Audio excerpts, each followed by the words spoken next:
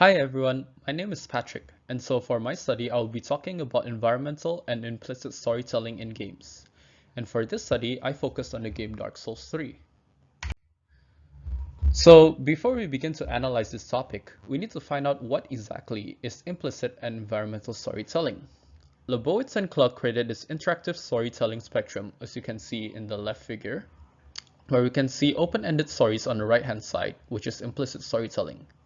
So games with a focus on this type of storytelling, they tend to purposely obscure some parts of the story to the player.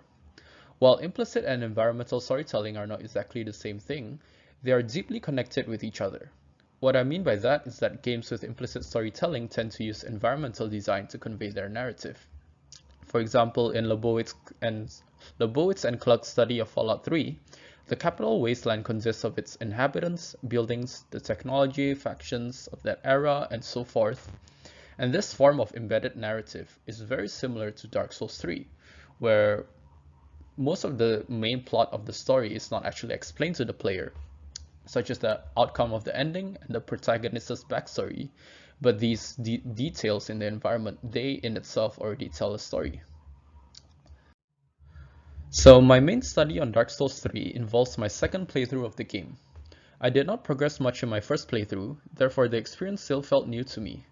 The only difference is that I disabled online mode for the study so that it does not interrupt with the single player story-focused experience that I'm aiming for.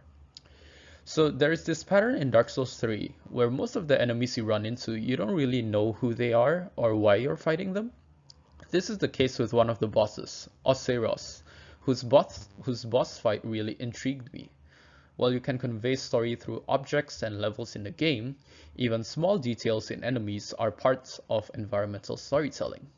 The animations and behaviors of characters in the game itself, as Zeman stated, while they are little details, they tell a lot about the lore. For example, Oseros seems to have a hunchback posture.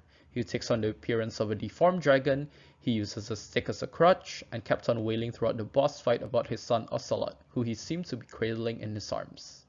This makes me infer some things about Oseros, such as him being an evil character, maybe he has turned mad of some sort, but I don't really know the full details of it. However, there is one particular incident that shocked me, when during the second stage he suddenly turned in rage and appeared to kill his dear child Ocelot. This left me really confused, but also deeply engrossed in finding out why he did that, and the story behind it. So, but after defeating him, I obtained his soul item, and this pattern of learning the game's lore through short item descriptions continued throughout the game, but they never really provide enough information to find out the bigger picture. I didn't learn why he killed his child or how he ended up in his pitiful state, but this sense of mystery in games with implicit narratives, as Bevansy points out, actually made me even more interested in delving deeper into the truth. I examined an interview with Hidetaka Miyazaki, the director of Dark Souls 3, where he actually hoped that this was the case.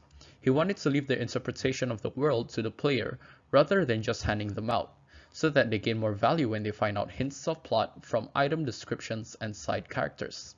I eventually realized how effective it is, as I went to browse forums on my own volition and found countless players sharing my quest for the truth.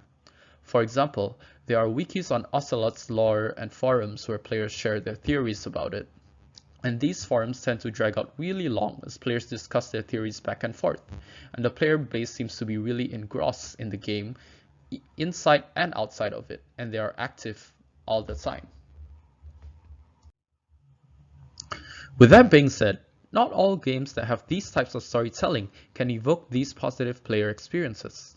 As Zeman stated, while the setting in the story is great at creating subtle narratives in games, they must have a certain level of detail and congruency with the lore to achieve player immersion.